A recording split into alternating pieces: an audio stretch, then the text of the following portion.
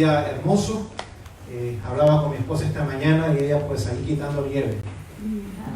Yo no veo nada de nieve para acá, en Washington.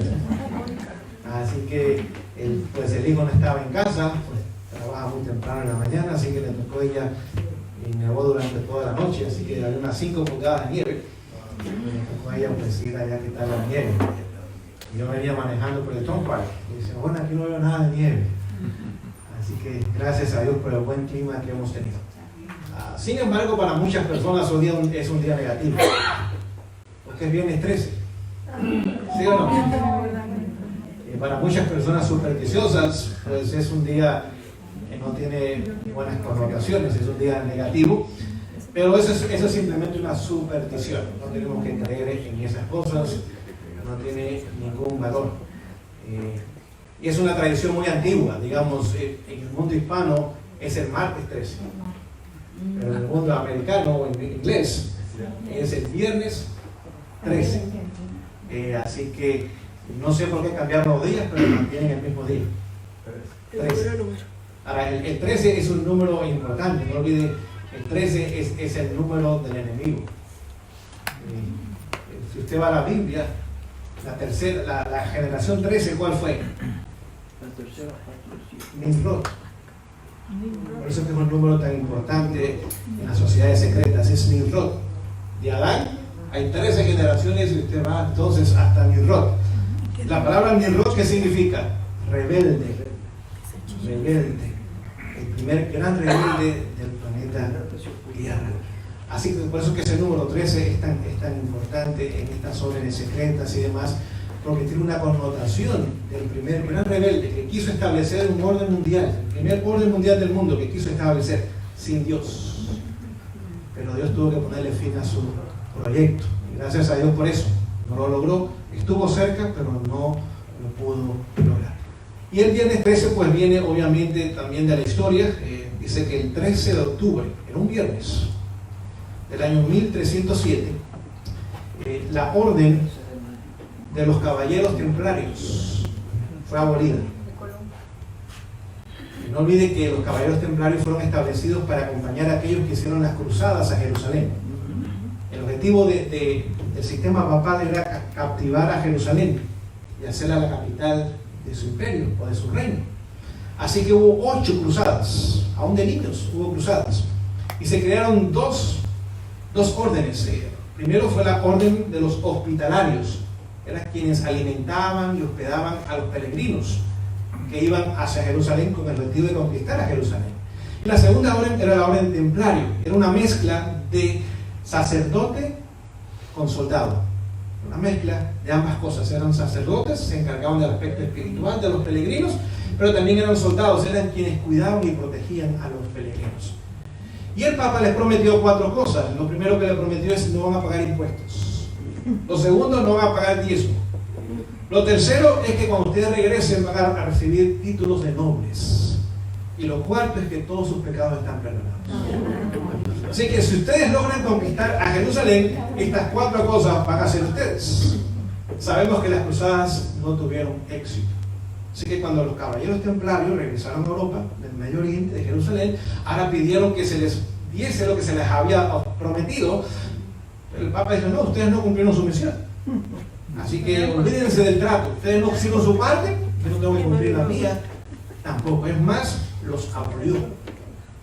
Los abolió completamente. Pero ellos ahora se camuflajearon y crearon ahora la logia escocesa que hoy día todavía tenemos. Son los caballeros templarios. Mientras que los caballeros hospitalarios se convirtieron en la orden de Malta que hoy día tenemos también. Es decir, se camuflajearon en otras órdenes secretas, y vemos que ahora fueron a Escocia y ahí establecieron la famosa orden escocesa de los masones, hasta el día de hoy la más poderosa que existe en el mundo. Es decir, que lo que vemos hoy día de la masonería son los caballeros templarios. Y como el 13 de octubre del año 1307 fueron abolidos, es más, el líder de ellos fue arrestado y lo quemaron en la hoguera.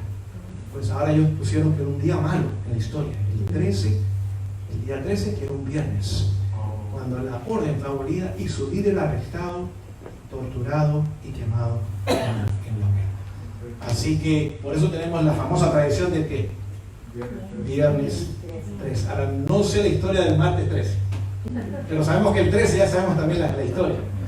Así que ya nos podemos dar cuenta. Lo interesante, porque cuando Colón llegó a las Américas, si usted nota, tenía 3 naves. Y esas 3 naves tenían cruces. Y eran de los caballeros templarios. Así que él era parte de ellos, posiblemente quizás ayudados o financiados en parte del proyecto. Y llegó, ¿qué día a las Américas?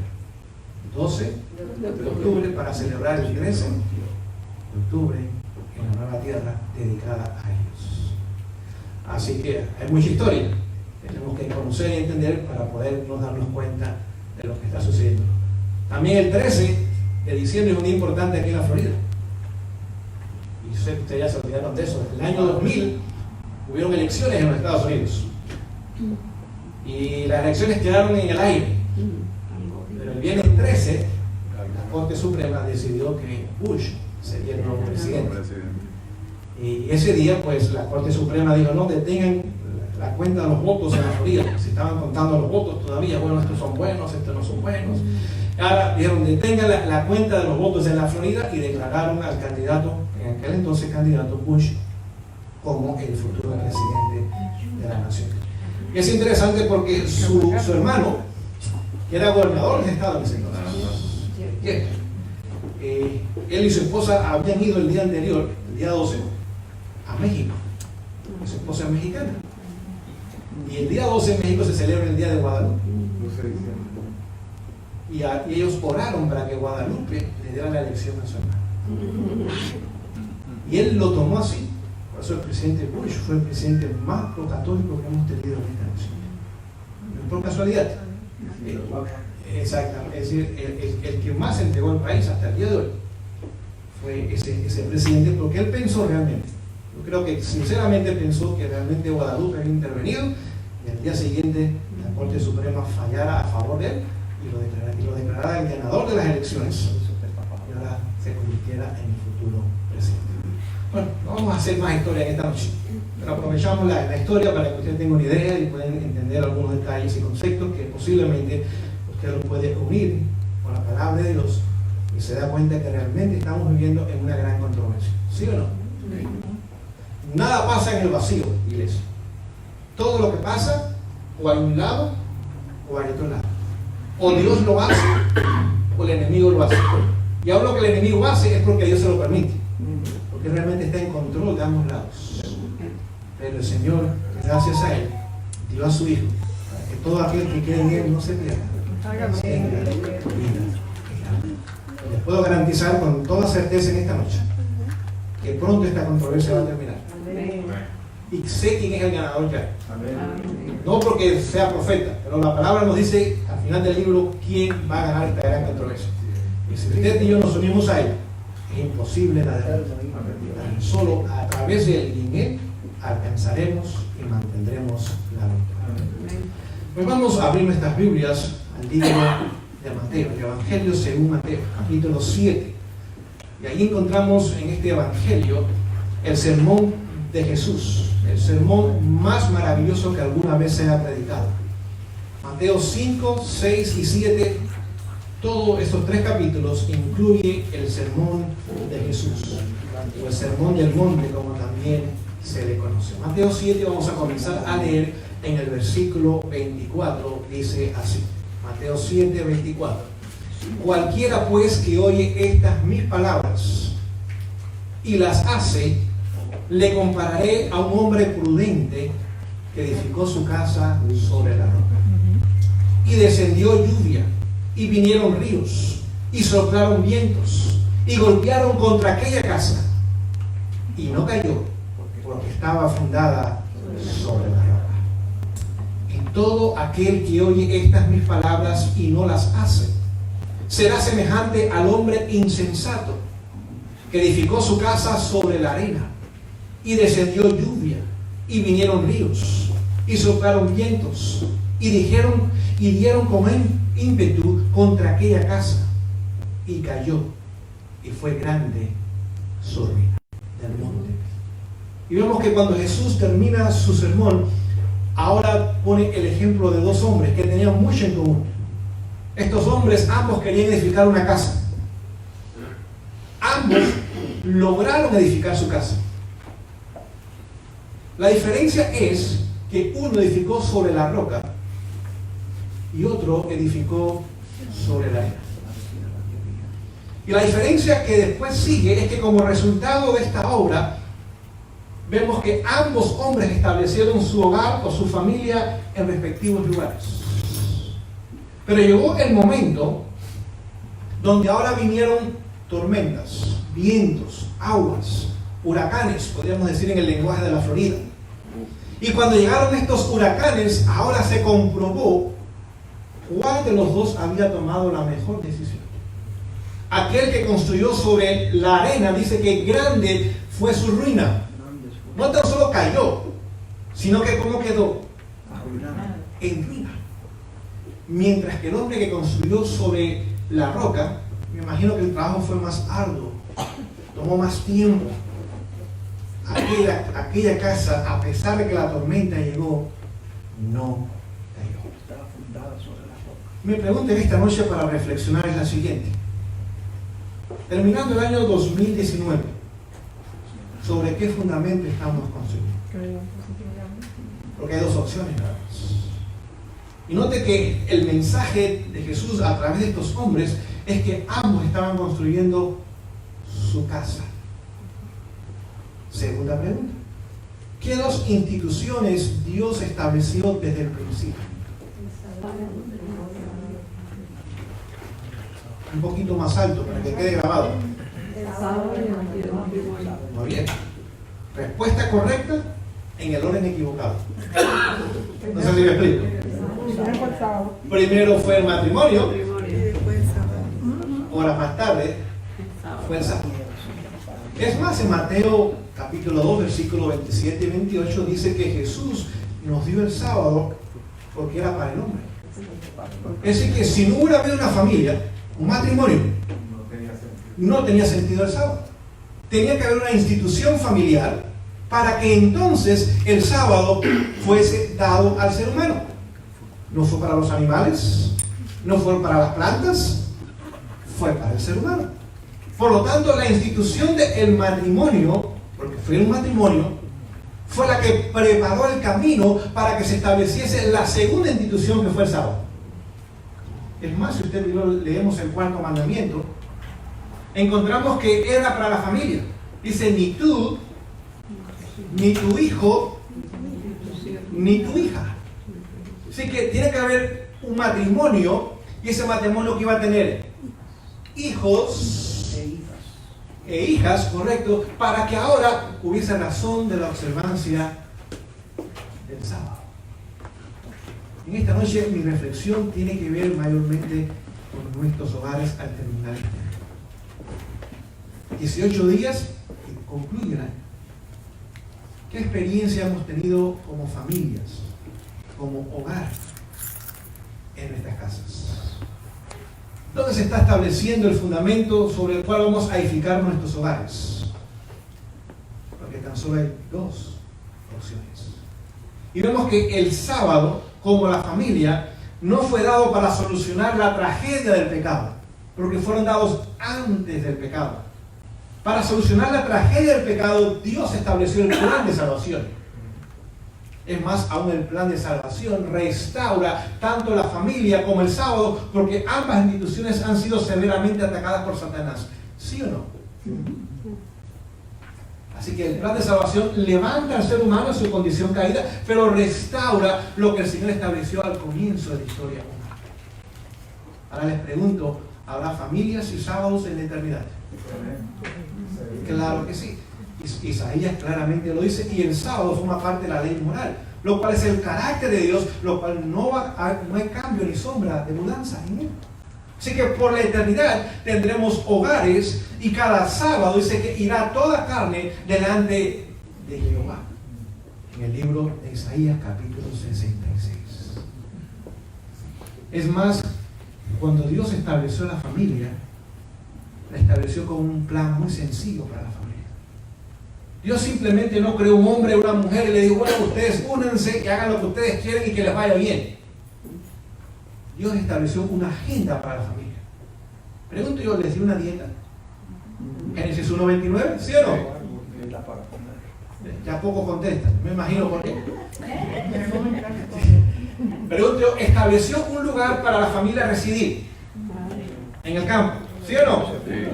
¿Les dio un trabajo manual a la familia? Trabajo de agricultura, donde nunca hay desempleo. ¿Amén? Amén. Porque hoy hay desempleo, pero usted no conoce un campesino desempleado, porque jamás se termina el trabajo de la agricultura. Simplemente cambia la fase de trabajo. ¿Okay? No le dio una tarjeta de crédito, no le abrió una cuenta en el banco, le dio un trabajo. Si tú estás dispuesto a usar un pico, una pala y un asadón, yo me encargo de mantenerte. Amén, familia. Amén. Les dio el sábado a la familia humana Génesis capítulo 2 del 1 al 3. Sí, le dio. Le hizo 4 ríos para tomar agua de esos ríos. No le puso Coca-Cola, ni Seven-Up, ni Pepsi-Cola, no. Nada de esas cosas, ¿sí o no? Claro que sí. Y ahora venía cada mañana y cada tarde y había reunión con esta familia. ¿Entendemos el plan de Dios? ¿Está dispuesto a venir a nuestros hogares cuando hay culto familiar en la mañana y en la tarde e instruirnos a todos? Claro que sí. ¿Está dispuesto a venir a nuestros hogares y traer salud a través de un régimen alimenticio saludable? ¿Desea el que establezcamos nuestros hogares en el campo también? ¿Desea que no tengamos nosotros deudas ni compromisos con instituciones que en un futuro nos van a pedir lealtad? Y esa lealtad ahora va a poner en riesgo nuestras finanzas, aún nuestras familias y nuestra fidelidad. Pero si usted es su propio dueño y tiene su propia fuente de ingreso, usted es un hombre libre o una mujer libre. Así que Dios sabía lo que iba a venir a través del pecado. Y antes que llegase la crisis, ya había solución. Y gloria a Dios por eso. Lamentablemente, la gran mayoría de las familias hoy están muy lejos de ese ideal. Pero muy lejos. Y después nos quejamos por la crisis y culpamos a otros de la crisis cuando nuestras propias decisiones trajeron la crisis que tenemos en nuestras manos. Pero ¿saben algo? Que el Señor es un Dios de oportunidades. Y no 2 o 3 veces, de muchas oportunidades. Y aún si hoy día no seguimos ese plan, pero dice que el hombre que escuchó su palabra y la puso en práctica, lo comparó a un hombre prudente.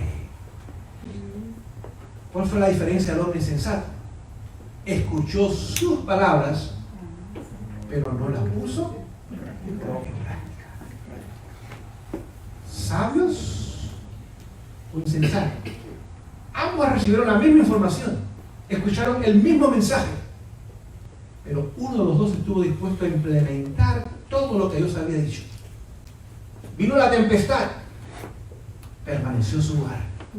El otro dice, bueno, Señor, me gusta tu plan, pero yo tengo un plan un poquito mejor que el tuyo. Lo voy a construir en la arena, ahí junto al mar. Tremenda vista tendría el hombre, me imagino yo. Y las olas venían cerca de su casa y las podía escuchar en la noche. Pero cuando llegó la tormenta, cuando llegó la crisis, ¿su casa qué? Les hago otra pregunta. Cuando Dios iba a preparar al mundo para un diluvio, ¿qué institución usó Dios? Y hay 2 tan solo que Él estableció. La familia. La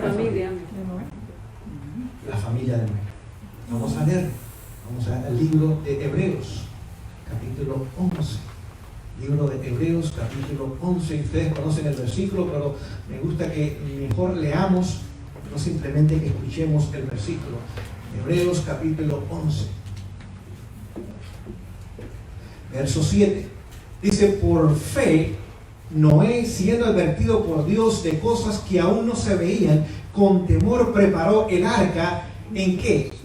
En que su casa se salvase. Y por esa fe condenó al mundo y fue hecho heredero de la justicia, que es por la fe. ¿Qué institución usó Dios para advertir a todo el mundo que vendría un diluvio? ¿Cuántas familias? Una familia. Vamos al libro de Génesis para ver un detalle más. Libro de Génesis. Vamos a ver el pacto que Dios hizo con Noé. Capítulo 6 de Génesis. Vamos a comenzar a leer en el versículo 17. Génesis 6, 17 dice lo siguiente. Y he aquí que yo traigo un diluvio de agua sobre la tierra, para destruir toda carne en que hay espíritu de vida debajo del cielo. Todo lo que hay en la tierra morirá. Vamos a detenernos ahí. ¿Cuánto tiempo le dio Dios a Noé para construir el arca? 120 años. Y Dios le dice, tú vas a hacer una arca inmensa. Póngase a pensar un arca del tamaño de un estadio de fútbol. Pero nadie va a entrar en el arca. Porque toda carne, ¿qué va a pasar con ella? Morirá. Vamos a seguir la lectura, versículo 18. Mas estableceré mi pacto contigo, y entrarás en el arca tú, tus hijos, tu esposa, y las esposas de tus hijos también. ¿Qué le prometió Dios a Noé? Nadie te va a hacer caso. Ni uno. Pero tu familia, ¿qué va a hacer? Tu familia va a entrar en el arca. Tu esposa, tus hijos y sus esposas. ¿Cuántos entraron al arca? 8. ¿Piensan ustedes que Noé lo hubiera empleado en una conferencia después de 120 años pagarle el salario y 7 se bautizaron nada más? ¿Qué piensan ustedes? Yo no creo que lo hayan empleado en una conferencia. ¿Qué hombre es un fracaso? 120 años predicando y se bautizaron 7 nada más. No, ese hombre lo como empleado, ese hombre no sabe predicar, ese hombre no sabe dirigir un entrenador. Desempleado el pobre Noé. Suerte que Dios no ve las cosas como nosotros. No trae la gente. Dios no cuenta números, Dios cuenta calidad. Ahora, tiene interés en todos. Pero cuando toma su decisión final, está basada en la calidad, no en la cantidad. Ahora, no olvides, Dios le prometió a Noé, nadie te va a hacer caso, pero tienes que hacer una arca inmensa y tienes que predicar por 120 años. Pero tu familia va a entrar. Vamos al capítulo 11 de Génesis y vamos a ver un detalle importante en esta. Capítulo 11 de Génesis, verso 10. Dice, estas son las generaciones de Sem. Sem, de edad de 100 años, engendró a Arfaxad, 2 años después del diluvio. ¿Entendemos el versículo? El hijo mayor de Noé se llamaba Sem. Y dice que su primer hijo lo tuvo 2 años después del diluvio. Por lo tanto, si lo tuvo 2 años después del diluvio, Sem, cuando entró al arca, tenía 97 años. Más 1 año que pasaron en el arca. Más 2 años después, 100 años. ¿De acuerdo? Es decir, cuando Dios hizo el pacto con Noé, él no tenía hijos. Porque fueron 120 años antes. Vas a pensar la confianza que Dios depositó en Noé. No entendí esa parte que no. ¿Cómo? No se preocupe, vamos a repetirlo. El hijo mayor de Noé, cuando vino el diluvio, tenía 97 años. Pasaron 1 año en el arca, ¿sí o no? Sí. 2 años después tuvo su primer hijo. Entonces tenía ¿cuántos años? 100 años. Pero cuando Dios le hace la promesa a Noé, fueron 120 años. Así que pasaron 20 años antes que naciese el primer hijo.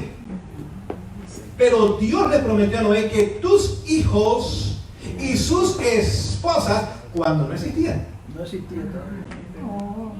van a entrar en el arca. Sí, pero no existían tus hijos todavía. Entendemos la confianza que Dios depositó en Noé. Él sabía que ningún antediluviano más iba a entrar en el arca. Ni parientes, ni vecinos, ni amigos. Nadie iba a entrar en el arca. Él sabía la decisión que iba a tomar cada ser humano. Pero sabía que Noé iba a preparar a una familia sin tenerla. Y quién sabe si aún no tenía esposa. Eso no sabemos. Y esa familia sí iba a entrar en el arca. Y entró. Y entró. Vemos que Dios otra vez usó una familia y le dio una promesa para que cuando llegase la crisis, y el diluvio fue una crisis, esa familia pudiese pasar la crisis. Entonces, Dios no lo puso en un crucero. El objetivo del barco de Noé no era llegar a Hawái, era flotar nada más. No sé si me explico. No tenía timón. Porque no tenía velas, no tenía timón, era flotar nada más. Donde los ángeles lo llevaron. Exactamente. Los ángeles protegieron el arca. Sé que hubiera sido destruida por el diluvio también, pero los ángeles fueron enviados para proteger el arca. Y ahora Dios usó una familia para preparar al mundo entero. Dice que el testimonio, lo leímos en hebreo, el testimonio de esa familia condenó al mundo antediluviano. No tan solo escucharon el mensaje, vieron el testimonio de una familia cristiana. Y en el día del juicio, cuando esos millones de antediluvianos se levanten, y no olvide, habían tantos habitantes en el mundo antediluviano como hay habitantes en el planeta Tierra hoy. Cuando usted vive 1000 años, ¿cuántos hijos puede tener una familia? Digamos que usted se casara su primer hijo a los 100 años. Vamos a poner 100 años, usted se casó ya viejito.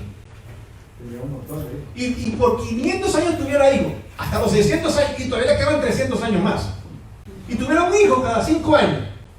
Usted tenía 100 hijos. 100 hijos. Pronto se pobló el planeta Tierra. No había enfermedades, no se menciona una persona enferma, no se mencionan abortos, no se menciona que las mujeres perdían sus embarazos. La primera vez en la Biblia que se menciona que un hijo muere antes de su padre es cuando Taré, el padre de Abraham, vive más que su hijo Nacor, que murió 20 generaciones después. El mundo era casi perfecto en los días de Noé. El clima era ideal, no había polo norte con esos fríos que tenemos, era el mismo clima en todo el planeta, había todo el cultivo todo el año posible. Hoy día tenemos 71% agua, tan solo 29% es tierra. En el mundo antediluviano era 50-50. Y en pocos años el mundo se pobló con la misma población que tenemos hoy día. Y el mundo de aquellos días pudo escuchar el mensaje 120 años, porque Dios es misericordioso. Pero pudo observar el testimonio de una familia que vivía el mensaje. Y cuando en el día del juicio se levanten esos hombres gigantes, y no olvide, tenían 4 o 5 metros de altura, estamos hablando de 20 pies de altura, pesaban 1500 libras, un hombre antediluviano. Y aún tenemos hoy día el fémur, que es el hueso más largo que tiene un ser humano, de 5 pies y medio, el fémur nada más. ¿Sí? Esa persona medía 25 pies de estatura. Hombres que llegaban fácilmente al techo y pasaban este techo. Acá. Ese era el mundo antediluviano. Y vivían casi 1000 años. Eso no lo comprendemos porque hoy día usted y yo somos muy pequeños y nuestra fuerza está muy reducida, tanto la capacidad mental como la capacidad física. Y nuestros años son 70, dice la palabra, y 80 nomás los minutos. Pero toda aquella generación escuchó el mensaje, pero observó el testimonio de una familia cristiana. ¿Cómo va a terminar este mensaje, iglesia? Mateo 24, 14 lo dice. Dice que el mensaje terminará por testimonio. Por testimonio. Al final de la historia no vamos a tener instituciones tampoco. ¿Cómo está mi testimonio? Lo único que va a haber es testimonio de aquellos que estén viviendo a la altura del mensaje que Dios nos ha dado. Preguntémonos en este momento, mis compañeros de trabajo, ¿qué testimonio están viendo? Eso mismo digo yo. Mis vecinos, ¿qué testimonio están viendo? Mis parientes, que a veces son los más difíciles de alcanzar, ¿saben por qué? Porque nos conocen muy bien. ¿Qué testimonio están viendo? Porque el fuerte pregón va a llegar, donde millones de seres humanos vendrán al mensaje adventista del séptimo día. Hay más fuera que adentro. Y lo van a hacer por testimonio. Sí, Señor. Así que un día tenemos que pedirle al Señor que nuestro testimonio esté a la altura del mensaje que el Señor nos ha dado. Vamos a seguir con la siguiente pregunta. Cuando Dios iba a sacar a su pueblo de Egipto, ¿Qué institución usó Dios? Ustedes saben la respuesta, deben saber. La familia. El pueblo de Israel tenía escuelas en Egipto.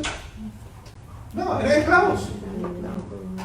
Tenían universidades, hospitales, casas publicadoras, tenían iglesias, no tenían absolutamente nada. Pero había una institución que Dios había establecido. ¿Y cuál era? La familia. Éxodo 12. Dios a veces a Moisés, dile a todo esposo o padre que tome un cordero y que lo lleve a la casa y que la esposa lo prepare.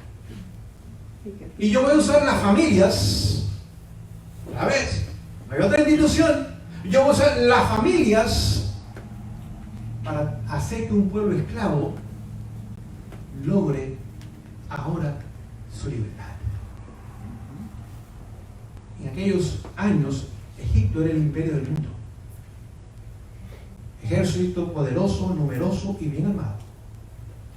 Tenía la mejor economía del mundo Egipto, pero los hebreos esclavos. Y Dios usó una familia que tomó el cordero, símbolo de Jesús, lo trajo a su hogar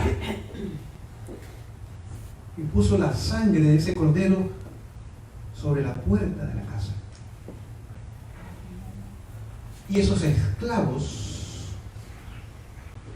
una noche fueron a la cama esclavos, a la medianoche se levantan y cuando sale el sol son libres. Porque el Cordero los liberó. Querida iglesia, la única forma que usted y yo podremos salir de este mundo es a través del Cordero. ¿Pero hay que traerlo dónde? A la casa. A la casa. No a la iglesia, bueno, también, pero en primer lugar se trae a la casa. Hoy día usted y yo estamos viviendo en un país donde la vida es muy rápida. Es tan rápida que las semanas se nos van como días, ¿sí o no? ¿No le pareció esta mañana que parecía que era miércoles cuando era viernes? ¿Y qué pasó con la semana? Se fue. La gente madruga para trabajar, sale de noche de casa y regresa a casa y de noche ya. Sobre todo en estos meses de invierno. No hay tiempo para estudiar, no hay tiempo para el esposo, no la esposa, no hay tiempo para los hijos, no hay cultos familiares, ni mañana ni tarde. Eso se acabó. No hay tiempo para comer juntos, al menos una comida al día, tampoco. Nuestros hogares en Estados Unidos son hoteles, donde vamos a dormir nada más. Cada uno sale a una hora diferente, va a un lugar diferente, regresa a una hora diferente. Si encuentra comida o se la prepara, hay comida, porque a veces no hay. Se tiene que lavar su propia ropa. Es un hotel donde tenemos una cama en una habitación, y ahí vamos a dormir cuando queramos y nos levantamos cuando queremos y entramos y salimos y se pasa la semana y la familia ni se puede saludar. Es más, si hoy día la familia está en casa, está en su celular. Eso es lo único ahora. Y los padres tienen que llamar a los hijos con un texto. Ya está la comida y estás en casa. Y iglesia, esto no es para reírse. Esto es caos. Esto es para llorar. Porque nuestras familias están disfuncionales bajo el mismo techo. Venimos el sábado, los hijos se sientan ahí atrás con el celular y los padres aquí para dormir. Llegamos a la iglesia, los niños van para un lado, los jóvenes van para otro lado y los adultos para otro lado. Estamos segregados aún en la iglesia. A la hora del culto divino, a veces los jóvenes se quedan por otro lado y los padres están solos. Ni un día a la semana donde no hay trabajo ni estudio podemos estar juntos con familia.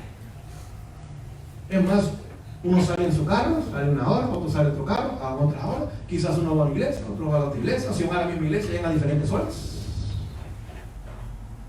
Piensen ustedes que ese plan, ¿quién estará maquinando ese plan? ¿Quién estará orquestando ese plan?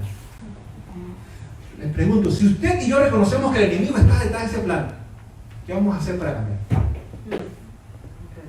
¿Qué vamos a hacer para cambiar esa situación? Y no hay que esperar el año 2020. Eso puede comenzar esta noche. Es decir, vamos a casa y por la gracia de Dios vamos a comenzar a organizar nuestra familia, porque esta familia va a entrar en el arca. No sé si me explico lo que estoy diciendo. Esta familia va a entrar en el arca. Esta familia va a salir de Egipto y va a la tierra prometida. Pero no puede estar desunida. O somos cristianos o no lo somos. Vamos a pasar la historia. Cuando ahora Dios envía a su Hijo a este mundo, ¿a qué institución lo envió? Una familia. A una familia. José y María. No lo envió a una iglesia, no lo envió a una universidad, ni a una casa publicadora, ni a un hospital dentista. Lo envió a una familia. Es más, si usted lee en el libro Ministerio de Curación, hay una pregunta donde habla del hogar, hay una sección del hogar en el libro Ministerio de Curación, donde dice, ¿qué condiciones? Escucha la pregunta. ¿Qué condiciones el Padre preparó para su Hijo en este mundo? Después de la pregunta viene la respuesta. Dice, un hogar en las colinas de Galilea. Sostenido por el trabajo arduo. ¿Qué tipo de trabajo? Arduo. En penurias, estrecheces y dificultades. Dice, ese fue el plan del Padre para su Hijo cuando viene. Querida iglesia, la prosperidad de este país nos está destruyendo. Estamos tan prósperos en este país Cómodos. que no sentimos necesidad de Dios. No sentimos. Esta noche nos espera una cama cómoda y una casa calentita, ¿sí o no? En la mañana cuando abramos la ducha, ¿qué sale de ahí? Agua caliente. Agua corriente y agua caliente. Agua corriente y agua caliente. Yo no conocía el agua corriente hasta que vine a este país. Mis primeros 18 años me tenía que hay un balde para bañarse. Y ahí uno se bañaba. El agua llegaba a las 12 de la noche y se iba a las 5 de la mañana. O sea, había que tener un tanque, ahí caía el agua y ahí nos bañábamos. Ahora, no tenía que ser caliente, Cuba es trópico, es calor todo el año. Así que el agua fresca era agradable. Pero acá mañana sabemos que cuando abramos esa ducha, agua caliente y agua corriente. Sabemos que nos espera un buen desayuno. Hay un carro con gasolina, con aire acondicionado, que tiene música o lo que usted quiera ponerle. Es decir, mañana usted y yo tenemos el día asegurado. Que el Señor nos da vida. Pero esa prosperidad nos ha alejado del Señor. Y nos ha hecho que nuestra fe la depositamos en lo que podemos lograr de este mundo, no en lo que Dios puede hacer para nosotros. Tenemos tanto que ya no tenemos ni lugar para guardar las cosas que tenemos. Y nos consideramos pobres todavía nosotros. Ya no sabemos dónde poner, debajo de las camas hay cosas metidas. El carro está afuera y el garaje está lleno de maletas y de bultos y de cajas, porque un día vamos a usar las primeras cosas que estén allí. Un día vamos a usarlas y no sabemos qué hacer con ellas. El closet ya no caben las cosas, todo está apretado. Usted abre las gavetas o los cajones y las cosas le brincan porque todas están apretadas ahí. Pero somos pobres. Somos pobres. No tenemos suficiente. El Señor nos ha bendecido ricamente. No, póngase a pensar, los pobres en este país que no tienen casa, que viven en la calle. Usted lo ve con un celular y con un perro al lado. Y pidiendo dinero para cerveza. Esos son los pobres en este país. La droga. Lamentablemente muchos de ellos han sido dañados por el vicio. Ahora quieren dinero para mantenerse. Es decir, que tenemos que darnos cuenta que el Señor quiere llevarnos a nosotros a una posición donde Él pueda trabajar con cada uno de nosotros, sobre todo el carácter, y prepararnos para introducirnos a la tierra prometida. Vemos que otra vez el Señor usó la institución de la familia para sacar a su pueblo de Egipto. Cuando Jesús se hace hombre, Dios se hace hombre, una familia sencilla y humilde en las colinas de Galilea. Ahora, cuando Dios establece la iglesia cristiana, capítulo 2 de Hechos, ¿dónde la estableció? Dice que estaban reunidos 120 hombres y mujeres en el aposento alto de una casa. ¿De una qué?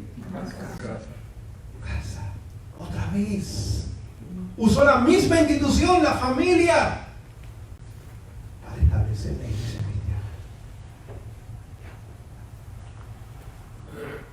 cristiana. Por 400 años los cristianos se reunían o en las casas o en lugares apartados y secretos. Cuando por fin la iglesia fue aceptada, pues se unió con el Estado y creó las grandes iglesias y catedrales, se corrompió la iglesia. Cuando la iglesia se reunía en las catacumbas, en las cuevas y en las casas, se mantuvo por ahí. Por su futuro cercano, el Señor nos va a llevar a esa misma condición. Porque como comenzó la obra, así también va a terminar. Y era para terminar en esta noche de reflexión. Cuando Dios vaya a terminar la obra al final de la historia, ¿qué institución ustedes piensan que va a usar otra vez? Ya ustedes aprendieron la palabra. La familia. Pero en Apocalipsis 18 habla de un ángel poderoso que desciende del cielo y que ilumina toda la tierra. ¿Sí o no? Apocalipsis 18:1. ¿Cómo se llama eso? Tiene un nombre dentro del lenguaje adventista. ¿Fuerte? Pregón. Así que viene el cuarto ángel, como también se le llama, se une con el mensaje de los tres ángeles, Apocalipsis 18 o 14, del 6 al 12, y ahora le da poder para terminar la obra. Si usted sigue leyendo el siguiente versículo, dice que el mundo se ha convertido en guarida de todo espíritu inmundo y albergue de toda ave aborrecida. ¿Quiénes estarán en control del planeta Tierra en ese momento? El fuerte pregón. Los quiero hacer pensar, por eso digo, yo quiero que ustedes piensen. ¿A quién representa las aves inmundas y los espíritus inmundos? ¿Qué poderes? Los demonios. ¿Quiénes van a estar en control del planeta Tierra? Los demonios. Van a subir del abismo. Exactamente. Y en ese momento, del mayor caos de la historia, del mayor caos, dice, la crisis es tan grande que no se puede comparar con ninguna crisis anterior. Dice que si usted toma todas las crisis y las une, todas y las une, todavía es un pálido reflejo de esa crisis. Pálido reflejo. Dice que la pluma no puede describir lo que va a tomar lugar, porque los mismos demonios estarán en control del planeta Tierra. Y en ese momento de la mayor crisis, Dios muestra su poder. Y ese mensajero celestial no es un ángel, porque la palabra ángel significa mensajero. Es un pueblo que tiene en este mundo que ha permitido que la gracia de Dios lo prepare en carácter para terminar la obra. ¿Dónde va a morar ese mensajero celestial? En un solo lugar, en los hogares. Ya para ese tiempo no tenemos ninguna institución. No olvide, cuando esta nación imponga una ley dominical, y es el siguiente paso en la profecía, es lo próximo que va a tomar lugar. Cuando esta nación ponga una ley dominical, dice que en los cielos se registra como apostasía nacional. E inmediatamente viene la ruina nacional. Eso no lo entendemos. Otro día, si no trabajamos, el gobierno nos mantiene. O si no, vamos a la Curvio o vamos a algún lugar, al Food Bank, a algún lugar, nos dan algo. Aunque sea una tortilla con frijol, algo nos dan, oye. Pero cuando se anoten los cielos, Estados Unidos, apostasía nacional. Ahora vendrá inmediatamente, dice inmediatamente la palabra que usa. Y hay 3 veces que la usa. La ruina nacional. Y no es tan solo económica, no piense que es tan solo las finanzas. Las instituciones sociales, políticas, educativas, médicas, gubernamentales, todo lo que vemos hoy día, todas las instituciones de las cuales hemos dependido nosotros por años, van a la quiebra y al caos. Y en ese momento no tendremos ninguna institución. Es más, no tan solo habrá caos nacional, no podemos comprar ni vender. Y todas las instituciones necesitan recursos para operar, ¿sí o no? Así que todas estas instituciones que vemos, el famoso hospital que hay aquí, todo va a caer. No hay libertad religiosa, porque la ley dominical es unión de iglesia y Estado. No sé si me explico en esta noche. El Estado y la iglesia se van a unir y van a imponer una ley de carácter religioso, es decir, el Estado ahora se va a convertir en el siervo de la religión o de las iglesias. Las iglesias van a estar cerradas. Todos los programas de internet, todas las redes sociales donde se predica el evangelio, afuera. Nada se puede usar. La televisión, afuera. Casas publicadoras, afuera. Bueno, suena difícil, nos queda una sola nada más en Estados Unidos. Antes habían 3, queda 1. Pues no publican, no deben publicar. Por lo tanto dice, bueno, si ustedes quieren publicar lo que ustedes quieren publicar, pues vaya, ustedes deciden entonces qué van a hacer. Es decir que, y cuando no haya ninguna institución, ahora Dios va a terminar la obra a través de los hogares. Así que su hogar y mi hogar es el campo de preparación para el fuerte pleno. ¿Entendemos eso? ¿Entendemos eso prácticamente? Porque la única institución que va a estar es la institución de la familia. Les leo esta declaración del libro El Hogar Cristiano.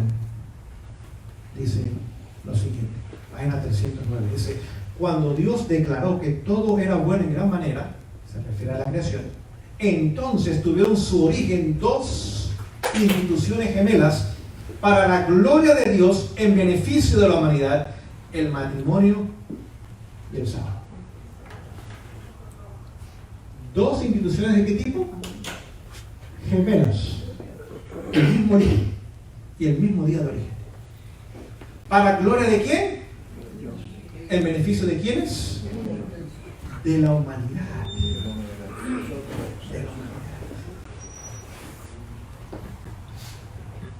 Les hago la pregunta: ¿hoy día el enemigo está atacando a la familia? ¿Severamente?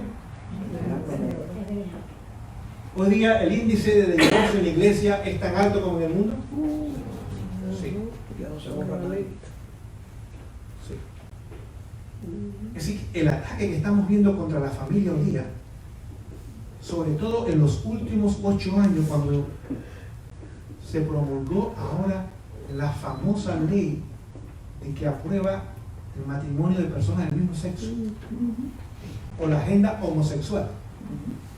Yo no le llamo gay, porque no son gay. La palabra gay significa happy, significa felices. Ellos no son felices. Es más, en el estudio que hicieron, ¿saben ustedes cuál es el grupo de la población que tiene más índice de depresión? Los homosexuales. De cada 3 homosexuales, 2 sufren de depresión. Así que tenemos que amarlos. No son personas felices, son personas tristes, que posiblemente dentro de su corazón hay el deseo de algo diferente y mejor en sus vidas. Y tenemos que llegar a ellos y saber cómo llegar a sus corazones para que puedan ellos regresar o puedan venir a Jesús.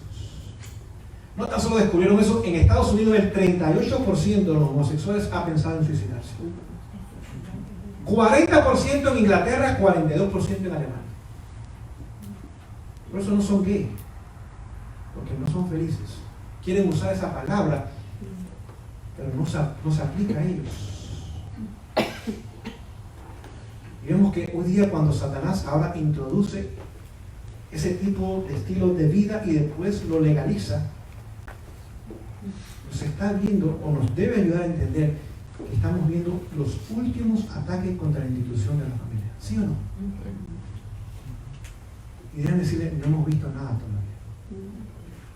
Es como un témpano de hielo. Usted ve un témpano, usted tan solo ve el 20% del témpano, el 80% está debajo del mar. Y lo que hoy día vemos nosotros es el 20% nada más, quizás menos.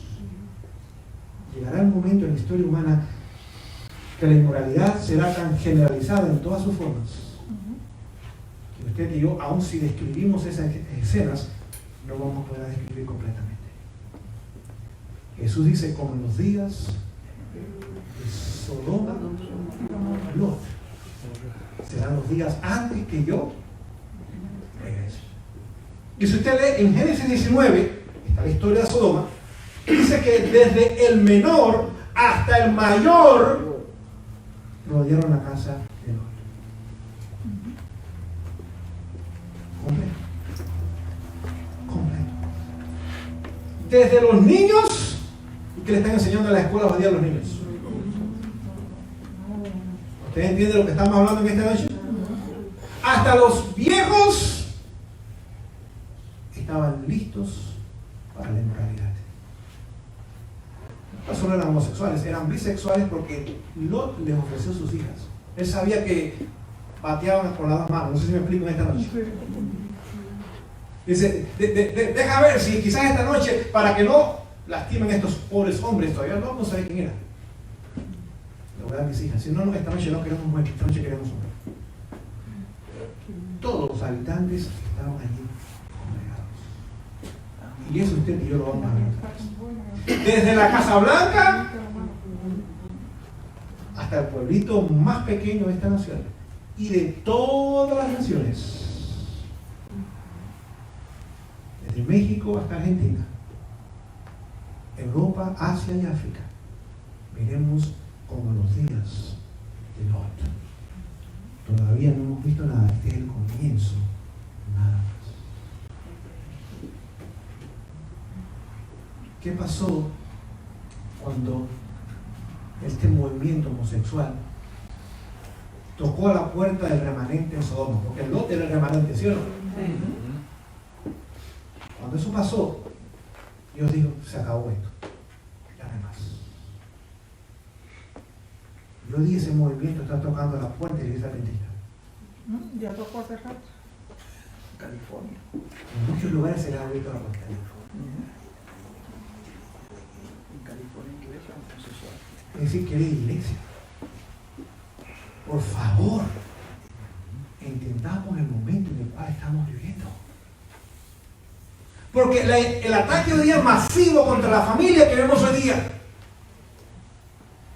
es la mayor evidencia, aún dentro de la iglesia, que pronto Satanás va a atacar la otra institución, el sábado, con una ley dominical. Usted y yo estamos a un paso de la eternidad y no nos damos cuenta. Estamos viviendo como cuando un futuro quizás. Déjenme decirles, usted y yo fuimos llamados, desde los adventistas del séptimo hemos sido llamados para ser centinelas y transmisores de luz al mundo. Dejémonos para la iglesia, página 19. Y en vez de nosotros ir y dar este mensaje como nunca antes lo hemos dado, estamos ocupados tan solo en hacer dinero. Y nuestro plan de jubilación. Bueno, yo tengo un plan de jubilación, pero no es en este mundo. Es en otro mundo, con calles de oro. Calles de oro, la economía del siglo está buena entonces. Sí. Está excelente, más que buena iglesia. Con mar de cristal. Ese es mi plan de jubilación. Pero usted y yo tenemos que darnos cuenta que estamos viviendo en tiempo prestado. Y que la única institución que va a usar Dios para terminar esta obra es cada uno de nuestros hogares. Pronto todas las demás instituciones van a ser barridas y cerradas. Pero hogares entregados y consagrados terminará la hora. Quizás en esta noche usted diga, bueno, pastor, ¿y cómo hago? Voy a terminar dándoles un ejemplo. Todos conocemos la historia de Jacob, ¿sí o no? Sí. Jacob era patriarca. Sí. Era hijo de Isaac, patriarca. Era nieto de Abraham, patriarca. Claro que sí. ¿Conocía el mensaje Jacob? Claro que sí. Desde niño lo había escuchado. Bautizado, patriarca, siendo un líder. ¿Cómo estaba su madre? Tenía 4 mujeres. 4. Y tan solo amaba una. A Raquel. La única que amaba.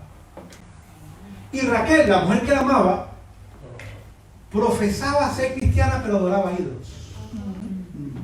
Venía a la iglesia el sábado, se sentaba acá, pero entre semana tenía otro estilo de vida.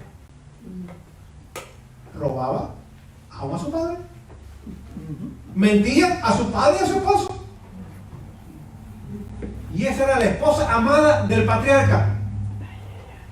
Y con las otras las tenía ahí, pero no las amaba. Su hijo mayor, Rubén, bajo el mismo techo, comete adulterio con una de las esposas de su padre. Su hijo mayor. Su segundo hijo, Simeón, y el tercero, Leví, bajo engaño, matan a todos los hombres de Siquem. Y si ustedes circuncidan, no vamos a hacer parientes. Ellos tenían otros planes. El tercer día, cuando aquellos hombres ni podían respirar casi, aniquilaron a toda la población masculina de la ciudad. Eran homicidas. La hija, no solo la hija Jacob, había sido violada por un muchacho amigo de la familia. Dino. Así fue. Correcto. 12 hijos por un año. Ahora su hermano venía para matarlo. Bonita familia cristiana. Qué hermosa. Va a tener que tremendo ese hombre. Oiga, yo quisiera tener la familia de Jacob, ¿verdad? Es más, querida iglesia, eso nos debe dar ánimo. Porque su hogar y mi hogar no está en la condición que está en su hogar. Por mal que esté. Tenía 95 años Jacob y ahora regresaba a casa. Y sabía que su hermano venía con 400 hombres, un ejército, no tan solo para matarlo, a destruir toda su familia, la familia completa, y quedarse con todos los bienes del mundo. Y esa noche, Jacob tiene ahora tiempo para orar a la medianoche. Y mientras aquel hombre suplicaba, yo me imagino que era más que súplica, había lágrimas en su rostro. Había un nudo en su garganta. Habían sollozos. Mientras suplicaba en la soledad de la noche, Jesús dejó el trono del universo para encontrarse con él. ¿Entendemos eso? Si usted y yo clamamos, el Señor vendrá a nuestro hogar para salvarnos. Pero tenemos que clamar. Y aquel hombre en su agonía, donde no había futuro para él ni para su familia, ahora Jesús deja el trono del universo y viene en la ayuda de un hombre perdido con toda su familia. Es más, Jacob pensaba que era otro delincuente.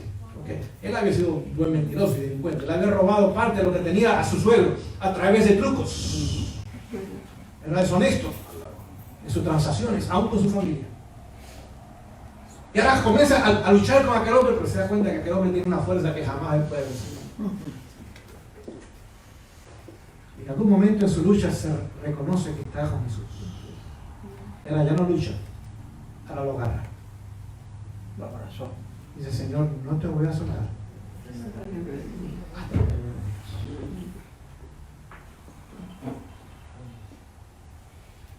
Pensemos en eso por un momento. Cuando el hombre se rindió, ganó.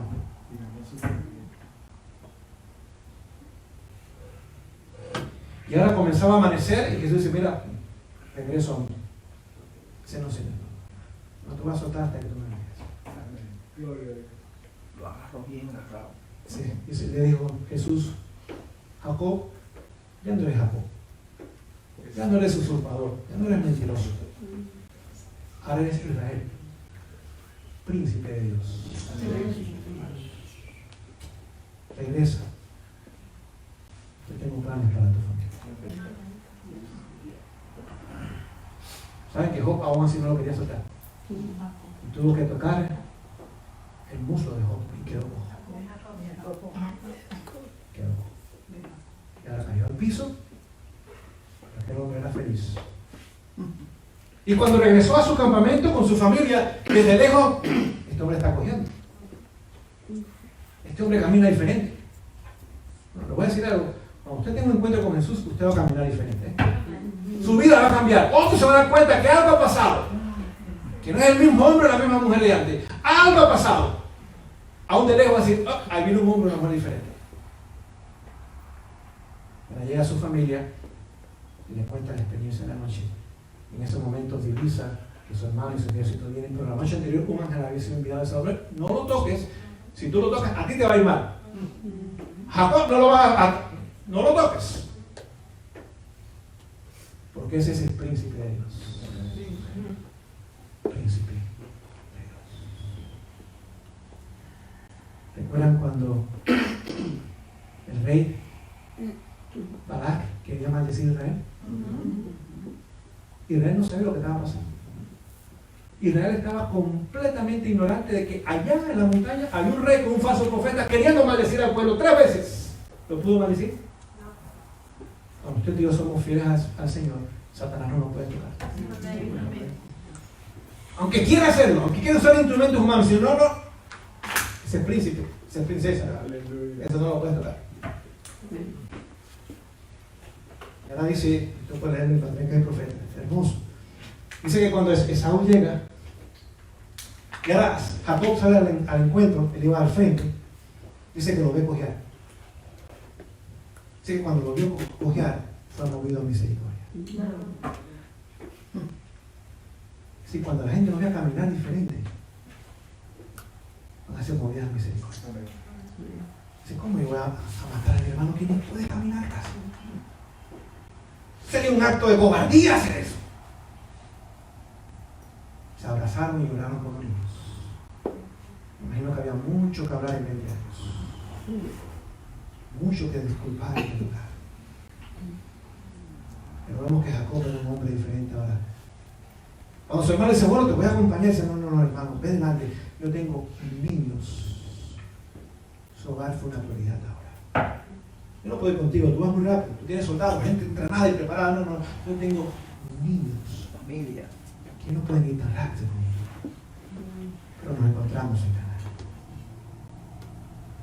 Si en esta noche usted y yo recurrimos al mismo Dios que salvó una familia, no tan solo de la muerte física, de la muerte eterna, el Señor nos va a estar dispuesto a venir a nuestros hogares e intervenir a nuestras familias. Que la iglesia que el 2019 no termine como empezó, y mucho menos comience el 2020 como comenzó el 2019.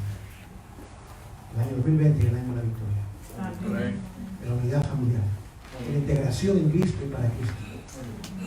Es el año donde el Señor va a hacer cosas maravillosas en su vida, en mi vida, en su hogar, en mi hogar.